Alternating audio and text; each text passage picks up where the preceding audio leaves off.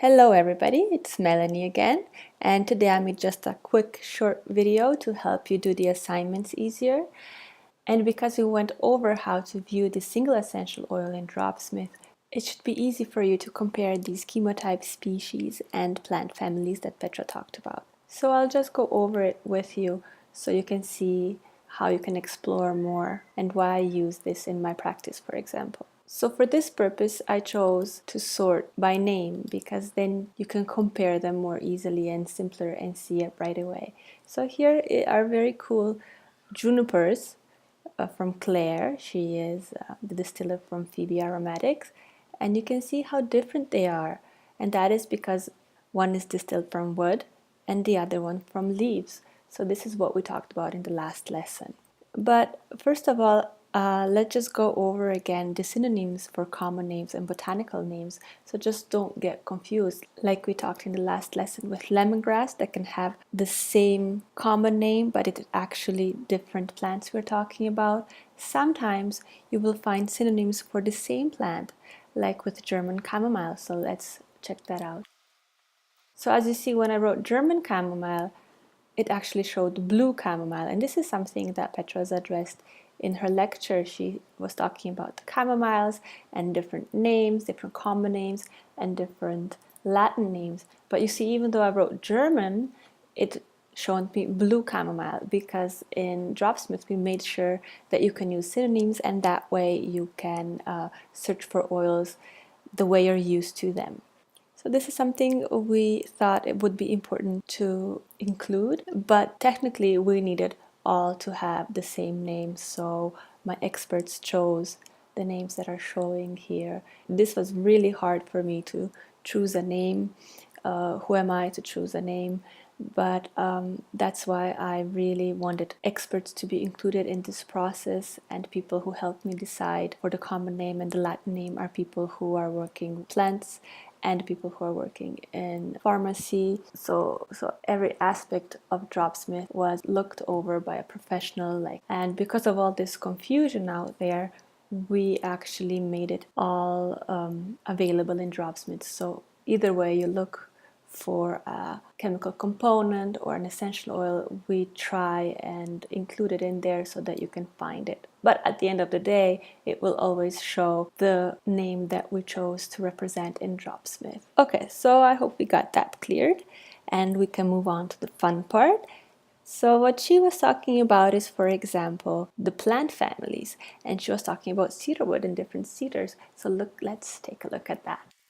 So what I wrote in search is cedar, and then I look at what I got, and as you see, I got these ones that she was talking about, the Virginian juniper, and then the Himalayan and Atlas cedarwood, but we actually call the juniper here, just so there will be even less confusion. Also another synonym that we just covered. You can check out and compare how they're similar and alike, and perhaps you're interested in the whole family. So let's look at the botanical family here. So here you go, you have the whole family, and this is another thing that I was talking about or suggested in yesterday's lessons, to check out different junipers. We have a lot of rare junipers thanks to Claire and her beautiful oils, so you can compare them and learn a little bit more about all the Juniperus family and how they're alike and different. But also we have a lot of cypress essential oils for different corners of the world. So look, they can differ. They have a lot of monoterpenes, still they're quite different. And here are the cool junipers again, and then some cedarwood as well. So this is perhaps just a more visual way to follow up on Petra's lesson, and so that you can see how what she's talking about applies to essential oils, and get a little bit into the chemistry and also into comparing their properties and application and safety as well. So let's do that. Let's compare some essential oils. And for our first comparison, I want to share with you thyme essential oils. So let's type in thyme. So not only does thyme have chemotypes, we all know that, but it also has a lot of different species. So what you can do is you can compare between species, or you can compare between chemotypes, because we also talk about chemotypes in this lesson. For the first exercise, I will choose a few species, and then I will choose later on a few chemotypes. Compare. So here we go. I compared a few different species, as you see, and these two are also chemotyped. So what I wanted to show you and point out and make sure you know and are aware, in Dropsmith we actually made sure that if the safety is different compared to according to the chemotype, that will also show up on the report. So if you scroll down here, you can compare the chemotype, you can compare where it's from, their properties, and as I showed you with the single essential oil view, these properties are properties of the essential oil that we found and are all based on scientific evidence. So you click on it like we did before, and then you will find more information here. And if we found on what, for example, bacteria I worked on, that's there for you to use and apply to your clients perhaps.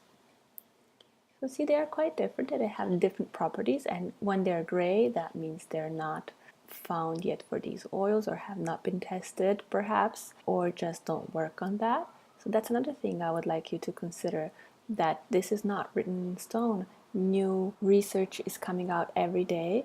We're trying to keep up. Also, please consider that we're limited with languages, and if any scientists out there want to collaborate with us, please give us a call. We're very interested in collaborating with different countries that have information on oils in their languages that we can include as well. So we're very welcome to collaborations and growing as a community. This is the full purpose of Dropsmith. So those are the properties of essential oils. And then, just like in the single essential oil view, applications. But what is really cool here is that you can compare them, and this is something I use very often, and this is actually my favorite feature, because I do a lot of evaluations for cosmetic products, and then I evaluate their essential oil choices. And the first thing I do is I put them in comparison, and then I look at their properties, and I look at the application, and of course safety, and that is just so much easier. So here, for example, you would choose this one for your herpes, because it actually has some scientific data backing that it actually works on it. And then why choose the other ones when you know that this one really does work, and you can be effective. Also back up your choices with facts and figures. This is how I use this feature. And here is the safety. For safety, for example, this is crucial.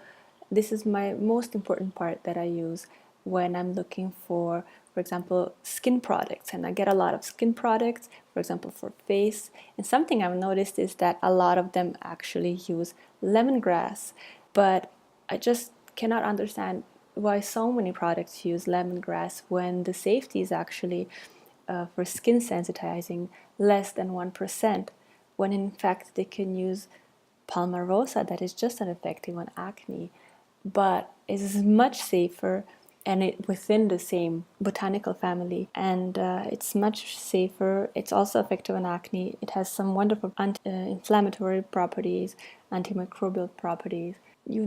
Perhaps they didn't know this, and now that we have Dropsmith available, I really hope that people can just check out the best choices for them and for their clients, and I hope this will make it easier and more effective. So also what I would like you to do with your assignment is perhaps go and check out the chemistry a little bit, see how different they are, and what does that tell you here, the properties of the chemical components. Does that then, the chemical components then affect the properties of the essential oils? Just play with it. I wanted to show you at the bottom here, when you scroll down through all this wonderful data, is an average. And average is showing you the average of the oils that you're looking at. So these 4 oils, their average look like this, and it adds up the chemical components for you and also their average properties of the chemical components. So this would be if I would put 1 drop of each of these oils, it would add up to this average. But I still believe even if we did have an average, that we really need to look into every essential oil individually, and that is why I was so keen on making Dropsmith. So we now go back and take a look at our times, and I want to show you the chemotypes this time. So I will delete these ones. Actually, I will delete all of them, and we will choose different chemotypes from the same species. So here you go, you have 4 different chemotypes of the thymus vulgaris, and you can view them in 3 different methods, and you have more information here, so you can scroll down and see the application is different according to the chemotype, and so is the safety. So this is what I wanted you to check out, the different application and safety depending on the chemotype. Also, what I wanted you to look at is the chemical components, and they are quite different. So you can look at them in, these subgroups, or you can go and check out in details and see, wow, look how different that is. And what we are interested in actually is phenols, because phenols then affect how irritating an oil can be. So see, it's quite important we know how much of these components we have in our oils, and see here we have just a tiny bit, not adding up in even 0.5%, but this one has over 50%, and that is very significant. It doesn't mean you don't use this oil, it just means you need to know how to use it. And thymol is a very effective chemical component, and this one I also find quite often in different products that I evaluate. So I also need to make sure that they use it safely. So that's how I wanted you to do the assignment, if you're up to it. Even if you don't get through all the text, because there will be a lot of information that we are sharing with you, and it might be overwhelming, so you might leave that for later, but go through the videos and do the assignments, because they are very valuable, and you do have the free access only until the end of the course, so make sure to take advantage of that. So let's look at another thing that I wanted to show you, something that is quite interesting, is myrtle. So I'll turn this off, and let's write myrtle. And the reason I wanted to show you this is because they have quite interesting chemotypes. So that is something you might also be interested in. It's not an oil we commonly look at for chemotypes. We all know about rosemary and thyme, but there are many other oils that are chemotyped as well. And then you might be interested in the whole family. So let's look at the family.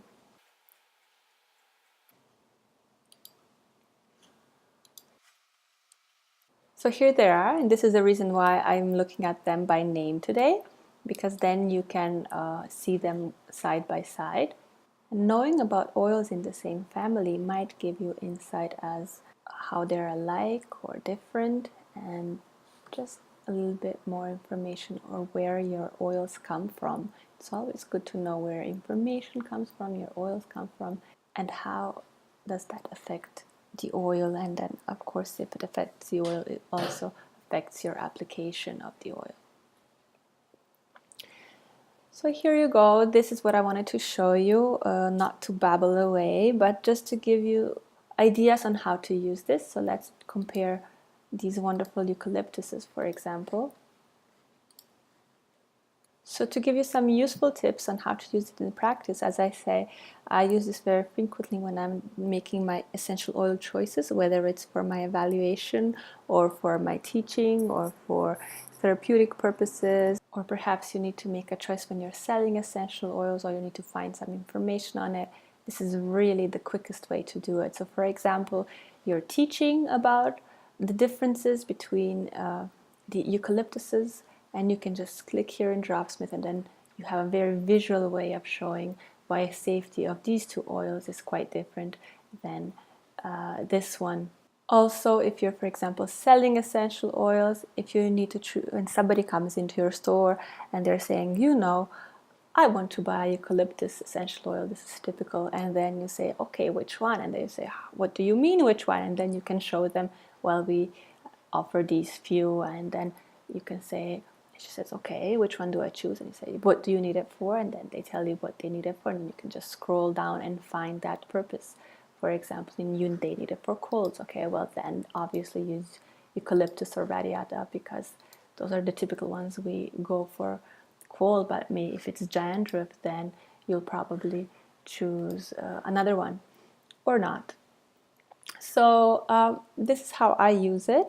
It's very simple to check out things. For example, when I get the product that I need to evaluate, I look at what is it for, and then I just quickly check out if the properties match. So for example, what was very silly is that I got oil that was supposed to be for energy, and then the oils that were in there were oils such as ylang ylang and patchouli, which are really sedatives. So that was a bit not thought through, because if you use one, perhaps in a blend, but if you use all of them and they're sedative, it's really not an energy boosting effect that you're trying to sell. So it's a little bit misleading. And not that I'm judging, it's perhaps they didn't know it, and Dropsmith would just make it easier for you to make these kind of choices. You choose oils that smell nice to you, but then please go and check out their safety and chemistry and the actual application so that you chose well.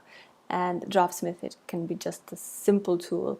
You just click away and then you can check if you made the right choices. And this is the same as when you're doing it for your client. For example, if you're working in a medical profession, it's even more important that you know what you're doing. So you choose the oil that is actually working for you.